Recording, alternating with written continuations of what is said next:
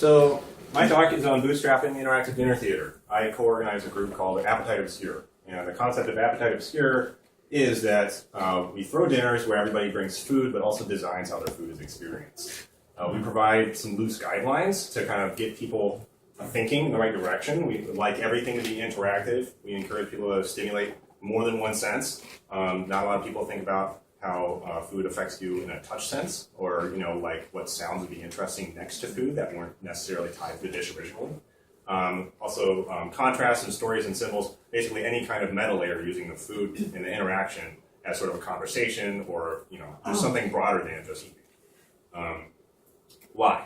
So there's basically the 20-second manifesto here is that we think that everybody's compelled to give, that giving feels really good, and that when you're feeding somebody, it's basically undeniably an endorsement of them being alive. Like you are facilitating them being alive. So you're starting with this thing that is inherently positive and nurturing. And then I think there's this other layer to it, which is that everybody wants to give something that's highly unique, something that's really strange and absurd. They want to give themselves to other people in a very particular personal language. And so by starting with something that is very easy and common, that everybody knows about, is easy to accept, and then creating a culture, basically, that facilitates and creates this safe space for highly absurd and playful and unique and overthought and overstructured gifts, my hope is that this will encourage people to give that ultimate gift that they want to give, something that is highly specific to themselves, and that will be a deeper connection, maybe, than just giving somebody food. And so far, I found that it works. This guy is an Italian fascist. His name is Marinetti. And the only person in history, I think, who's really been doing this type of thing before is this guy. There was a surrealist movement in the 20s and the 30s with the Dadas and all that. And this guy was like, hey, we're Italians, we like food, let's do an Italian version of this. And so he hosted these futurist dinners where it'd be a very theatrical production, and the food would be the medium. This is the only group that I know of that did this up until like 10 or 20 years ago. Also what I love about this guy is that he documented it. There's a cookbook that you can buy today that is the recipes of the Italian futurists. And we also obsessively document that is how we facilitate the growth and the spread of this culture. And we're going to put out a book later this year, in fact. These are just a couple of notes. I'll kind of go through them. We've learned a lot about what's the best type of space for this, and kind of how to do it cheaply and quickly. Here you can see there's a menu in the center there. Richie has made all of these banners. He's basically a compulsive artist. He needs to make things all the time. So every time you put everybody's dish on the menu, you kind of formalize that. And everything goes on the internet. So having these photos spreads it around. We advertise on all of the kind of like city free event type things. But then the recipes, we find every time that somebody has looked at those, a newcomer can look at those, and they'll bring something interesting to the table without me having to give a lengthy explanation. This is kind of a difficult thing to fully explain in 30 seconds of a minute. So we really like having a thing online. This is an event that I probably don't have time to address, but I'll try to go through it anyway. We're starting to do things that are in spaces you're not allowed to be. This in particular was a 10-person dinner in a storm drain, where there were 5 people that entered it from either side. And they were all in like full white, full body chemical protection suits, and they each had a job. Like there's one guy who was only allowed, he was the only person that could handle any light source. And there was another person, the echo architect, which is who they were in charge of what types of sounds were made. They had to develop a communication protocol between the groups. And there were some other jobs as well. And so each pair of people has 2 halves of a meal that is themed around their job, and they meet at a table that was really hard to bring into the middle of the tunnel, and they share this meal together, all 10 of us do.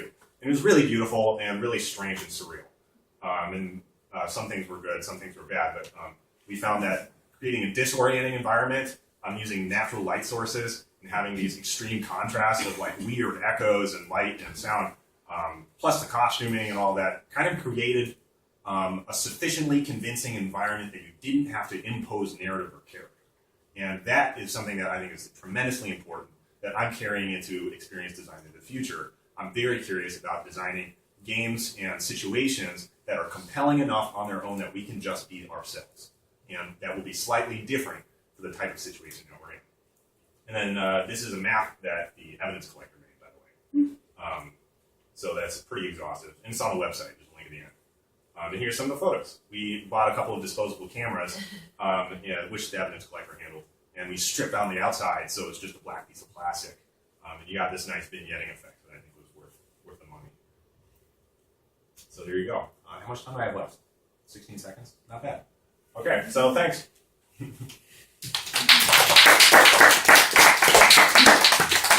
is where we sign up? Yes. If you go in there, there's a little email-y thing. And I can post a link on the Facebook for this as well. Yeah, please post the link in the end. Great. We host an event every single month, and we're trying to start to do maybe 2 a month. Yes? Just kind of a comment.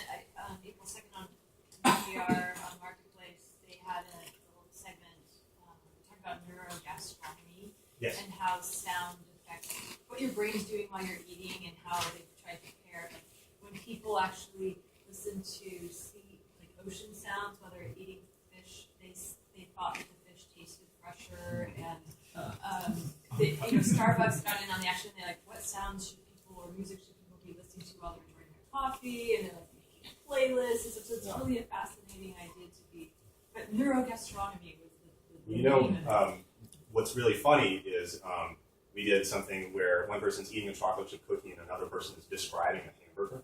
And it just doesn't, it's not a pleasant experience. Well,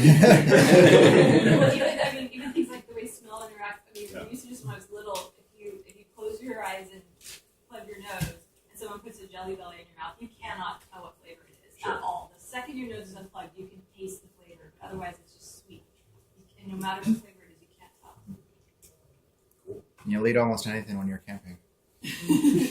Tastes great. Enjoy it. Rehydrated beans. Always. Yes. So what did the Italian futurists in the 30s think about, but it's really silly about today? So they would think, I'm not really sure. Marinetti did a real deadpan thing.